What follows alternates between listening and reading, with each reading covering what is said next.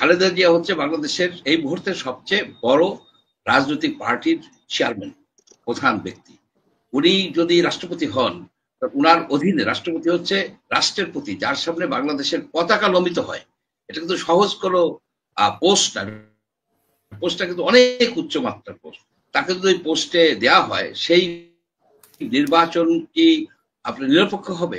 তাদের বিকাশ ঘটছে রাজপথে। জুলাইতে কিন্তু তারা অন্য পন্থা নিয়েছে। তারা কিন্তু রাজনৈতিক দলের মধ্য থেকে পরিবর্তন আনতে পারে নাই, সেই সুযোগ তাদেরকে দেওয়া হয় নাই।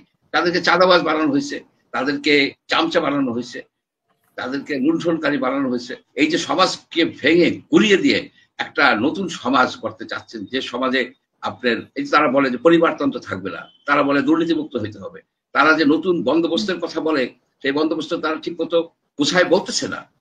তাদের ভিতরে একটা আর্জ আছে যে নতুন ভাবে বাংলাদেশকে করতে হবে, সেখানে দুর্নীতি থাকবে না। আপনার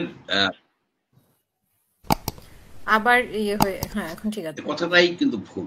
মব কোনো মব কোনো জাস্টিস হতে পারে না। মব হচ্ছে এক এক ধরনের ভয়ঙ্কর অপরাধ। আপনার একটা লোককে ধরলেন, সে তার নাম জানেন বা তার কিছুই জানেন না, তার কি অপরাধ, পুলিশের কাছে নিয়ে গেলেন। পুলিশ তো এখানে কারেক্ট।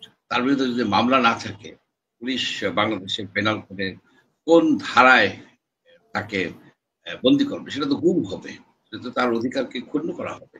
এবং সেই অফিসারকে, ওসিকে কয়েকজন লোক এরা প্রতিবাদ করছে, ঘেরাও করছে, তাকে বন্দি করে দেওয়া হয়েছে।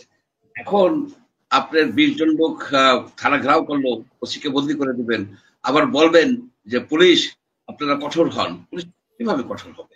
এভাবে তো হতে পারে না।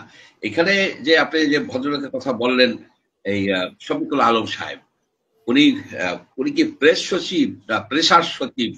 আমি এটা বুঝি না। উনি নানাবিধ কথা বলেন, এই totally unfit for government job.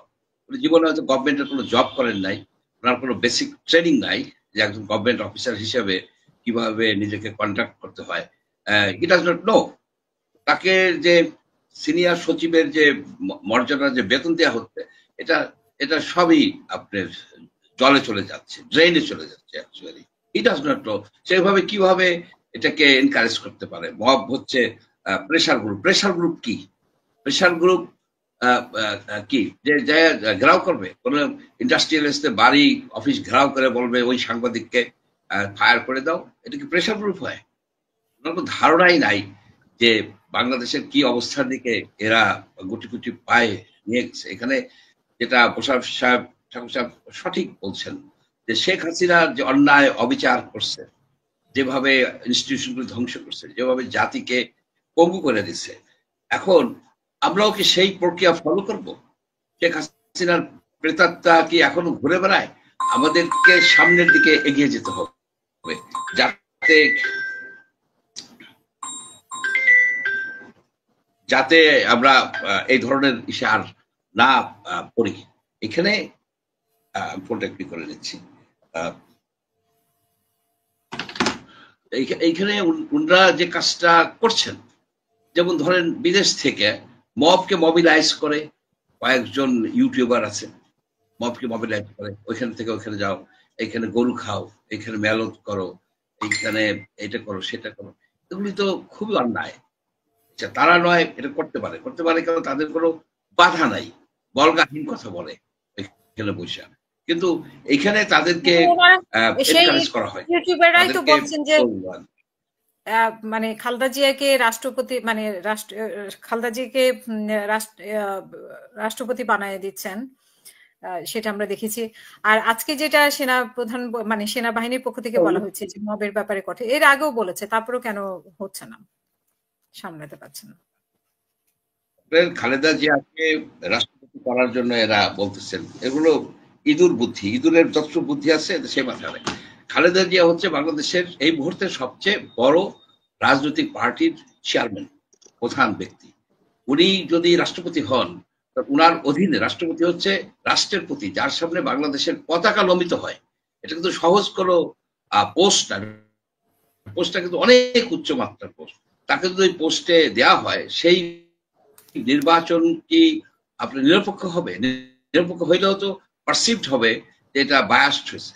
আপনি একটা, আমরা চাচ্ছি যারাই আসুক একটা স্বচ্ছ একটা নিরপেক্ষ নির্বাচনের মাধ্যমে আসুক, সেখানে খালেদা জিয়াকে প্রেসিডেন্ট হিসেবে মানে অভিষিক্ত করে আপনি কি নির্বাচনকে কলুষিত করে ফেলবেন, তাকে বায়াসড করে ফেলবেন, এই ধরনের বুদ্ধি নিয়ে যারা মানুষজনকে মোবিলাইজ করে তারা তো আসলে একটা ক্রাইম করে যাচ্ছে।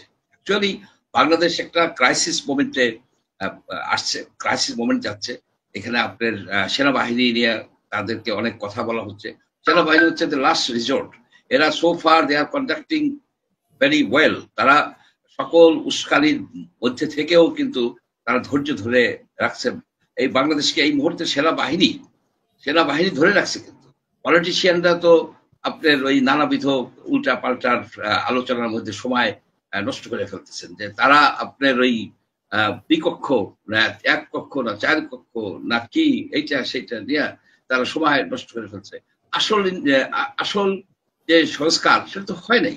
আসল সংস্কার হচ্ছে যে সরকার এই যে আলী রিয়াজের কমিশন কিন্তু বলতে পারতো যে আমি তাদের সাথেই কথা বলবো যেসব পলিটিক্যাল পার্টি নিবন্ধিত, এক যেসব পলিটিক্যাল পার্টি তারা গণতান্ত্রিক প্রক্রিয়া মেনে চলে, অর্থাৎ তাদের অ্যাটলিস্ট গত 3 বছরে হোক 2 বছরে হোক একটা কাউন্সিল হয়েছে, কাউন্সিল তারা গণতান্ত্রিক প্রক্রিয়ায় তারা আপনার তাদের যে অফিস বেয়ারার তারা নির্বাচিত হয়েছে। কয়জন আছে? আপনি যদি পলিটিক্যাল পার্টির মধ্যে গণতন্ত্র আনার কোন রকমের মেকানিজম না রাখেন, আপনি কিভাবে বলবেন যে রাষ্ট্রে গণতন্ত্র আসবে? রাষ্ট্রে গণতন্ত্র আসতে পারে না।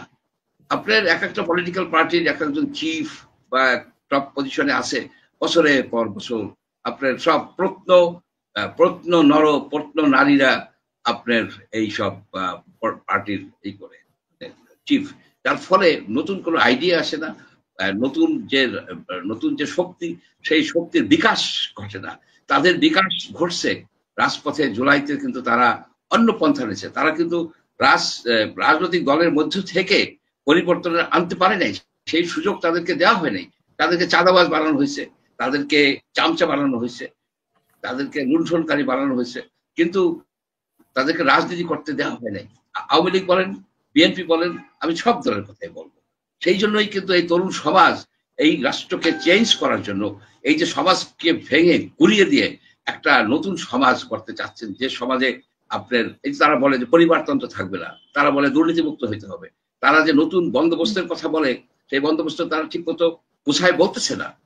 তাদের ভিতরে একটা আর্জ আছে যে নতুন ভাবে বাংলাদেশকে করতে হবে, সেখানে দুর্নীতি থাকবে না, সেখানে এই যে আপনার এই যে চামচামি করে, এই যে চাকরির জন্য দৌড়দৌড়ি করতে হয়, এই যে দুর্নীতি করতে হয়, সেই জিনিস যেন না থাকে। তারা যেন তাদের যোগ্যতা অনুসারে মেধা অনুসারে তারা সমাজে তাদের কর্মক্ষেত্র খুঁজে নিতে পারে। সেই সুযোগ কি আমরা দিতেছি?